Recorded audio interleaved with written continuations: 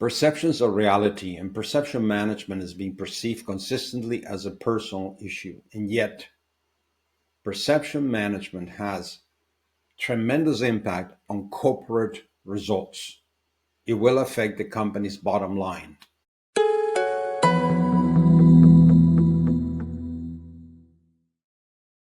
Hi, welcome to the Revolving Change podcast, where we help you with your professional skills development to implement lasting, measurable change. My name is Joanna. I'm one of the regular coaches here at Revolving Change, and here with me today is our founder, Mr. Jorge Lobo. Hello. This is a very unscheduled. I know it's ad hoc. You don't know exactly what we're going to talk about. I mentioned to you perception management. This follows a few exchanges I had with some of our change maker members, where they start asking. We talked about one of the last events on perception management, and they kept on asking about the impact on corporations and on business results. And I said, yeah, I've dealt with this in the past. We have helped customers with it, but we don't have yet a program for our change making members to address perception management from a corporate perspective. So I thought, we're going to go on live. We're going to just make a little introduction and explain the relevance of perception management for corporations, how it affects business results, how perception management will impact the business bottom line. So that's what it's all about. We're going to be short. We're not going to be as long as usual, but we're going to be very, very focused and deep. Okay? So maybe, it's a bit unfair on you, since it's not going to be easy for you to ask me questions, but you're a coach also, and you're probably going to have some questions in terms of what you have heard customers ask or say, or things that you as a consumer, as a customer, have experienced. So try to put yourself in the mindset of a customer and try to look at the way companies have dealt with you. And I think you're going to come up with very interesting points that we can discuss. About your message, if you want to just do a spontaneous podcast right now, I was like, okay. And you were like, well, anyway, I'm on board. So I'm here to listen. I'm here to learn and see what I can ask. And Well, we are always spontaneous, but we are often well prepared. Today, we're not prepared at all. So I'm throwing you into the water. I hope it's not too cold or not too hot.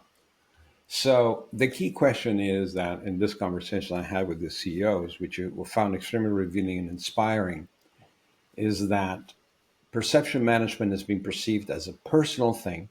You, I, somebody else. Do people like us? How do people react to how we behave, to our reactions, and not look at it from a corporate perspective? And I mentioned this in our prior podcast on perception management. Example from a company that had sent a faulty VCR video cassette recorder. Only some of the dinosaurs.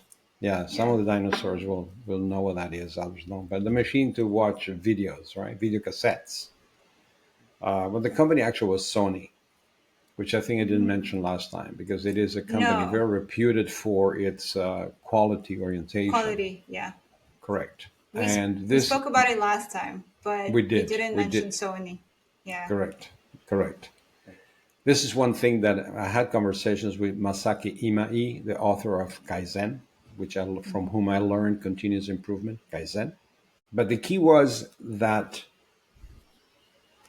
the perception of customers was changed, and you could say manipulated, but if it was true, which I have no reason to believe it wasn't, it was not manipulation. It's just the way it works. They behaved in a way that the perception of customers was, wow, they tracked the product. They knew the product had a problem. They tracked who they sold it to and where the customer was and replaced it. And they all did that without even the customer knowing what's going to happen. And all of a sudden, the customer gets the other box, somebody at the door saying, here is your new VCR. The one we gave you yesterday or 2 days ago is faulty. We'd like to please exchange it.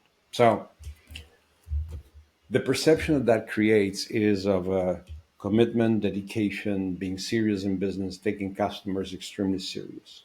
And this is not something businesses consistently consider and take into account. And the focus remains, while perceptions are reality, it's one thing that we've hammered repeatedly. it does. This applies also to companies. I don't know if I mentioned that in our last in our podcast at the time, where at the time in business coaching, in my own, I had an own parking. There was this delivery truck of one of these companies that deliver packages, messages, and there was, I don't want to mention the company changed owners. And so it's not a point about the company, it's a point about the perception it created. He consistently blocked my parking. So one day I approached the driver and said, "Hey, listen, every time I want to drive in or out, you are parked here. I mean, is it?" And he interrupted me and pretty aggressively said, "Well, I need to work too, so, tough, too bad." Guess if I ever use their services again, because half the time they were parked in my parking in order to get business from us. So I understand he had another way to park, but the way he dealt with it was very negative and affected the way I was relating to the Perceiving. company. And actually Yeah. instructed our team, we don't do business with them anymore. Mm. So perception management. Now, management of that company did not know how the staff was acting. This brings me also to examples of, which I mentioned in other podcasts, Jan Carlson, the author of Moments of Truth. He was the Mm. CEO of SIS, Scandinavian Airline System. This is like 20 some years ago, even longer ago, 30 years ago, long time, where he takes each exchange of a staff with a customer as a moment of truth, which I call a moment of reality. It's the same thing. So I'm not changing what he's saying. I'm adding the perspective that this is perception and the way the customer will feel treated. And I'm put the stress on the word feel. The way the customer will feel treated, the customer will remain. Customers will not remain what you did for them, but they will remain how you made them feel. You mean If remember, right? I beg your pardon? Remain. You mean remember instead of remain? No, I mean they will remember. Yes. Is that what I Yeah. didn't say that? Okay, You let me said restate remain. it. Okay, I'm sorry. I'm speaking too fast, bro. My brain is running out of control. This is dinosaur problems. Yeah. Thank you for pointing it out. Customers will remember Okay. not what you did for them, but they will remember invariably and clearly how you made them feel. Yeah. I relate to Even if that. you delivered good quality, if they felt put down, if they felt aggressed, if they felt stupid, that they will Hmm. not forget. Actually, yeah. So the feeling that we're giving a customer is going to affect the way the customer will perceive us. And us, I mean, as a company, as a business. I don't know if you've seen there are trucks in different parts of the world. I don't know in your part of the world because I don't remember being in the cities and watching for it, although I should have. In the US is often, and in some parts of Europe also, where the trucks and the buses say, "How am I driving today?" And there's a phone number, a toll free Yeah. number for, right. Yeah. I mean, that's a very interesting, I would say sometimes clumsy approach to get feedback because you have no way of really engaging in a conversation. People are probably going to, it all depends if that is tagged onto a concept where people will take connection and build a relationship with whoever is calling and not just be a complaint hotline, right? Yeah. But But this yeah, brings that us a, that go ahead. that truck. Sorry, that truck example. Honestly, no one calls the how's my driving hotline number Mm. to commend the driver. They usually call to complain. Absolutely. So That's fantastic. You're raising that. That's a fantastic point because I'm a frequent flyer from a number of airlines. I will not hide that my favorite one is Lufthansa. I'm holder of their cards for decades, and I'm passionate customer of Lufthansa. Does Lufthansa do everything perfect? No, definitely not. But Lufthansa always has made me feel cared for. They mm, have invariably responded to my needs in a way that made me feel taken care of. So it doesn't matter that they often have maybe failed in satisfying. I'm starting to speak too fast. But they have always made me feel that they did their best. Even if their best sometimes is not optimal, well, they're humans, mhm. right? They make mistakes. I do that all the time. So that's a very good point you just raised. I take, I consciously make the effort to praise people when something at least very good is happening, whether it is at the reception, whether it is the cleaners, where I'm going down the building and I see the cleaners cleaning and it's really smelling wonderful. I tell them, wow, you're doing a great job. This smells wonderful here. And you can see these people, how their faces light up, because nobody takes too few of us. Let me be less dramatic. Too few of us pay attention to give the positive feedback and sharing your perception. Now we're going on to feedback. We're going into motivation. We're going into leadership. We're talking on, like in Revolving Change, with all our tiles and all our beehives, all how the skills interconnect and support each other. But this is part of it. So I fully agree with you. People will not take the time, and I do that. I take the time and I do it in writing. So when I'm in a flight and the crew is doing a really good job and they're extremely friendly and they're doing things in a way which is very satisfying, not out of the ordinary, just doing a good job. You don't have to do a fantastic job. I get the names. I said, please give me the name of the crew. And they give me all the names. And I write a letter. It's a 5-line letter, it's not more. And tell management, this is the flight. Here's the crew. They did a fantastic job. I wanted to thank you for training them so well. And, please extend my gratitude and my appreciation. And I did inquire with people when customers write, do you hear? Say, yeah. And a copy goes into a personnel file. So people don't even realize how important it is for people's careers and development and their well-being and their feeling and their motivation to continue doing well and doing a good job, to give that feedback and to manage that perception. So perception at the corporate level could not be stressed enough. And we're going to add to our perception management program an element of it, but of course only for our change maker membership. But we're going to definitely go into more detail and talk about how to measure perception management at the corporate level. What are the tools that we have? How do you identify what your desired perception should be? What do you want the market to perceive you like?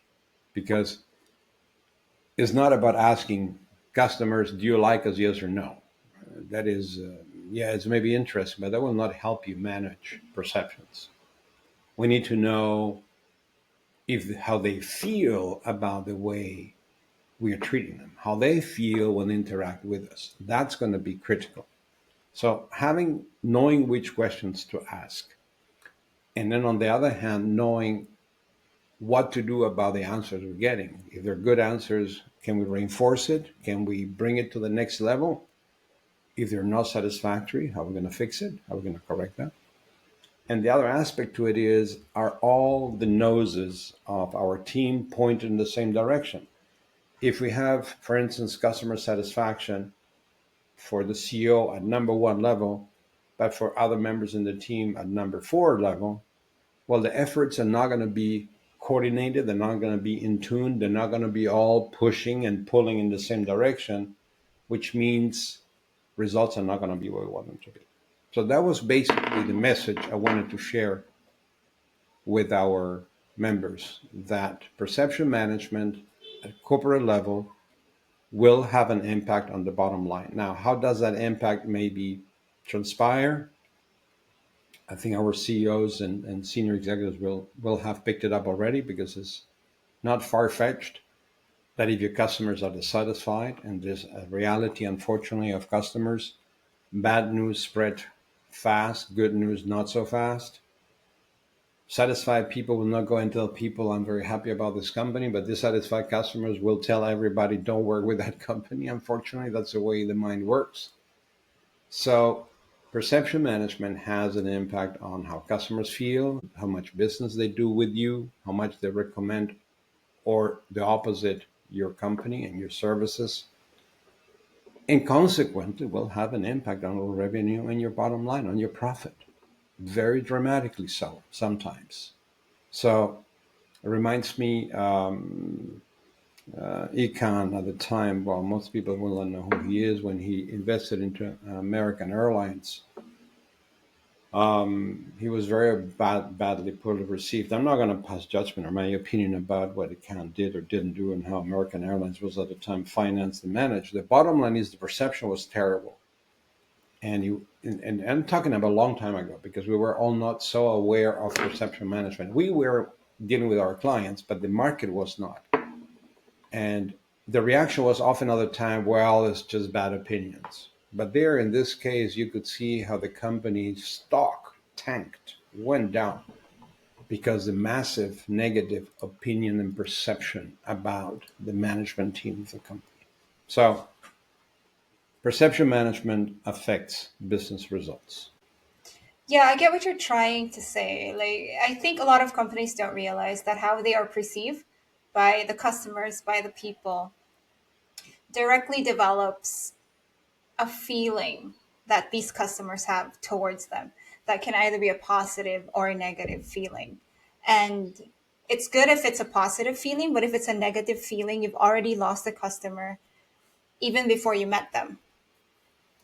You see? So I guess Well, that's some, I hope it's yeah. more than trying because you said you what I'm trying to say. I hope it's what I said. Okay. Uh, okay, I'm not nitpicking on I your just, words, but it's no, important. no, Okay, so no, no, I that's think what I I think got it from goes what you said. beyond Yeah. how the customer will feel. When Lee Iacocca, chairman of Chrysler at the time, went public and started talking to the public because they got a bailout, if I remember right, of $300 million for Chrysler that was like going bankrupt, and he paid back the loan to the government ahead of schedule. Lee Iacocca, he became the image and the perception of the company. He became the company. Okay, so that perception, there's a mosquito around here. That perception as such was instrumental for the company to be well perceived. It affected the company's perception and how people felt about the company. Had he behaved in an arrogant way or in a condescending way or in a way that the market did not appreciate it, it would have affected the company, it would have affected the business. So perception, the way he managed the perception was instrumental. So, you know, Lee Iacocca did have a tremendous impact on the perception people had of Chrysler as a brand, as a quality, in every aspect of it. But okay, many, only dinosaurs like me remember Lee Iacocca and maybe no Chrysler. But if you take Richard Branson, for instance, from Virgin, or you take the rest in peace Steve Jobs from Apple, or Bill Gates from Microsoft. These are people which have had an impact on how their business has been perceived, for good or for bad. Let's leave that aside. They are managing the perception people have of their companies, of their values, of their principles, and that has an impact on their business. Yeah, yeah. I do see that though, because no, but even if you look at the stock market, right? If there's a scandal about the CEO, the stock goes down. The stock of Often, that company goes down. Yeah. So that's why also yeah, so that's why CEOs have to really maintain good perception. They really have to manage the people's perception of them because of it themselves and of the directly business as affects, such. yeah, Yes, yeah, not just directly personal. affects the But business. Yeah, personal for is sure. extremely important too. Also, the fact that there Okay. is no perception. Sometimes CEOs are very secretive and they don't like to be. They are like me, an introvert. I know Yeah. people will not believe I am, but I am, and I'm very introvert. Um, but no, I am in R, not in I. For those that have done in our IR program, these people will withdraw and not show up. And the fact that there is no perception at all, other than a big question mark, a vacuum, it's open for interpretation, right? You like it, you don't. You fill it in with your own thoughts and ideas. When you manage perception, you want to fill in all those blanks. You want to fill in yourself and manage the way people will perceive you, your company, your values, your strategy, your commitment, your environmental value set, etc.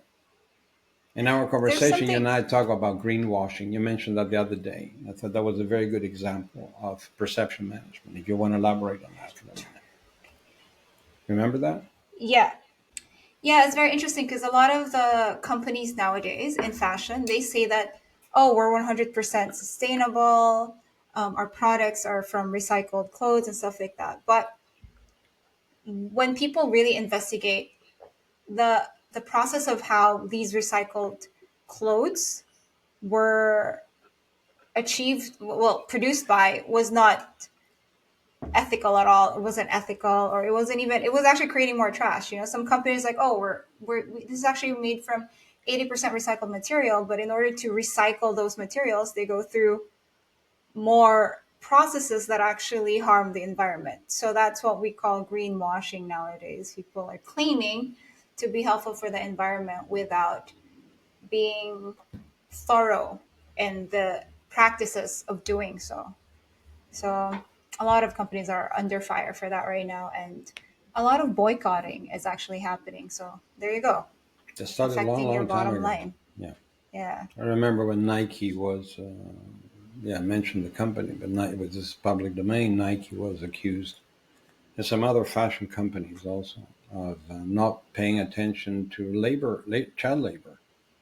Yeah, So, exactly. and that affected the perception of people had of the brand. And the moment the company starts focusing on that, the perception changes. So, Hmm. management can strategically manage the perceptions. Okay, we are assuming no companies are being honest, and I think that is a condition, goes without saying, but maybe we should say that we expect companies to be. There's one thing that we share with our CEOs: honesty is paramount. Yeah. You probably don't know also some of the examples there have been on pharmaceuticals when there has been tampering with Tylenol at the time. The difference between a CEO coming out and being upright and explaining this is what went wrong and here's why it happened and here's how we're fixing it, or not. So we've all, I know for a fact that in the clients we've worked with, you had have to develop perception management in most of these companies. What did you recommend to them in the Well, the first thing past? is the perception awareness. There is no awareness of the impact of perception. That's the first step. Many companies don't have perception management on the radar as of how much it impacts profits Mm, at the end of the day. And going through the whole process of yeah. getting to the bottom line. Okay. Mm, Because we often do not relate to profits. I mean, our business, we're not profit oriented, we're results oriented, right? Profits are the yeah. consequence. So, but still, for many our clients, they need more focus on that. The next, what we focused on with our clients is using dynamic profiling, which means on one side, defining which is the perception you would like to create, to generate, to have in the marketplace with your customers, with your suppliers, with all the stakeholders, also with your team, also internally with your workers. All play a role, but you need to start somewhere. Once you've defined the vision and the values and the perception that you want, you need to ascertain what is the reality, what perceptions do we have, and then we need to use dynamic profiling to go and ask the right questions. Now, the question is not how do you feel about our product or how do you feel treated when you enter our shop. It would be more subtle questions like whenever you enter this particular shop, what is the first feeling that comes up? When you think about going shopping for this, which are the companies that come up? Which are the names that come up? When you are going to travel, like I use the airline example of my preference, you choose first the airline or you choose first the price? Some people are Price, so yeah. price conscious. Yeah, I first check the airline. And unless there would be a Mm, huge difference, which so far has very seldom happened. And if it did, I'd yeah. rather pay a bit more still. It's in, it's interesting you say that because of, I just want to just, this example that's very, very relatable to me is that before I would be very, very price conscious. Like I'm not, I'm not swimming in money. So I would be price conscious. I have a budget for travel and stuff like that. But there's this airline here in my country that's consistently delayed, like three, four, it would be like 2, 3, and 4 hours delay. And after going through that a number of times, now when I travel, I go airline first. I check for that airline, the other airline that I prefer, if they have flights that are within my budget, and I book it with them. But if not, I default to the other airline. But it's interesting to say that now I'm like this airline first. I'm not. I'm airline first now rather than price led.